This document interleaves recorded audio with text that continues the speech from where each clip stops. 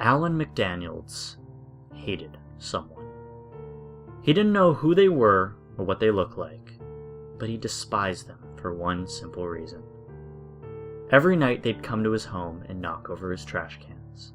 Something so simple, so mundane, yet its consistency infuriated him. It's been going on for weeks now, always costing him precious moments in his morning routine. The same 2 cans every day of the week. He hated this nameless villain with a fiery rage. Finally, after simply allowing this disturbance to continue on for long enough, Alan finally chose to end it. He contacted a home security service. After a few days, 2 men arrived at his home and began setting the cameras up throughout the house. A camera outside, a camera in the living room, a camera in his bedroom, and all of it is uploaded directly into his laptop. He allowed the cameras to run for several days, eager to capture his interloper on camera. His excitement was palpable on the 3rd day when he finally checked his laptop. Excitement turned to frustration as he looked over the various files. They were discombobulated, hours of footage mismatched. The timeline of events was nearly impossible to determine. Alan mashed the keyboard in frustration. He sighed and went to work. If nothing else, at least he could figure out who was tormenting him. He opened the first file. Little occurred until the early morning, when a shadowy figure stepped out of the brush and rummaged through the cans. Alan, frustrated that he couldn't get a better look, changed to the next file. The same routine, the same figure, the same 2 cans. The final file, he hoped, would reveal the interloper's identity. He clicked on it and hoped for the best.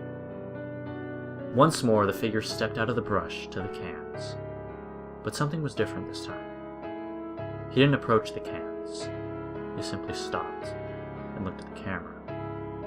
A chill shuddered through Alan as the man's gaze seemed to meet his. The man looked around, seeming to observe the area before stepping out of the frame. Alan checked through all the camera feeds, desperately trying to find the intruder. Moments felt like hours as Alan scourged the footage, trying to find the strange man. He searched relentlessly, but the man did not appear again. Alan sighed and shut the computer down, slipping into his pajamas. He lay in bed and tried to sleep, but the image of the figure was still fresh in his mind. A clattering outside drew his attention. Alan jumped from his bed and ran outside, a gun in hand. He was finally going to catch this bastard. The cans were knocked over as he expected, tracks leading off into the brush. In the dead of night, he could do little to find the interloper. Alan sighed in defeat once more and headed back inside. A thought popped into his mind. The cameras were still rolling. He might have another chance. He nearly threw the laptop open and clicked on the file, excitement in his heart. He might actually catch that bastard. He watched the video, and his heart stopped. Just as expected, he stepped outside and looked for the figure. But something was different. The figure was there, right where he would have seen it. It walked right past him on the video, right where he would have seen him, and opened the front door. Alan's jaw dropped in horror as he watched the figure continue inside, stepping in between the lights, giving glimpses of its horrid form. It wasn't a man. It walked into his room and stood in the corner. Alan watched, blood cold, as he stepped inside and sat down at the computer. The figure didn't move, didn't even acknowledge his presence.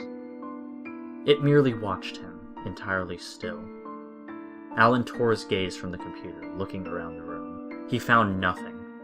His gaze returned to the computer. The feed was live now, and the figure was no longer in the corner. The figure stood directly behind him. As his eyes met the screen, Alan shrieked in terror and fell out of the chair. Even still, nothing was there. Nothing but cold, still air. Sweating profusely, Alan rose once more and looked at the screen. The figure was standing next to him, staring directly at him. Alan looked back, still only dead air, and silence remained. Curious now, Alan reached his hand into the void. As would be expected, his fingers grasped nothing. He drew a sigh of relief and looked back at the screen.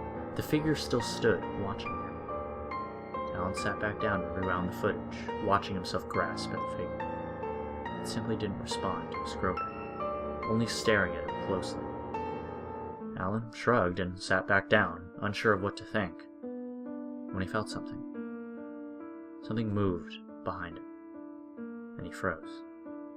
The shifting continued until a light breath swept across the back of his neck. Then he felt a hand on his shoulder. Alan wanted to scream, but he could only manage a low whimper as the hand's grip tightened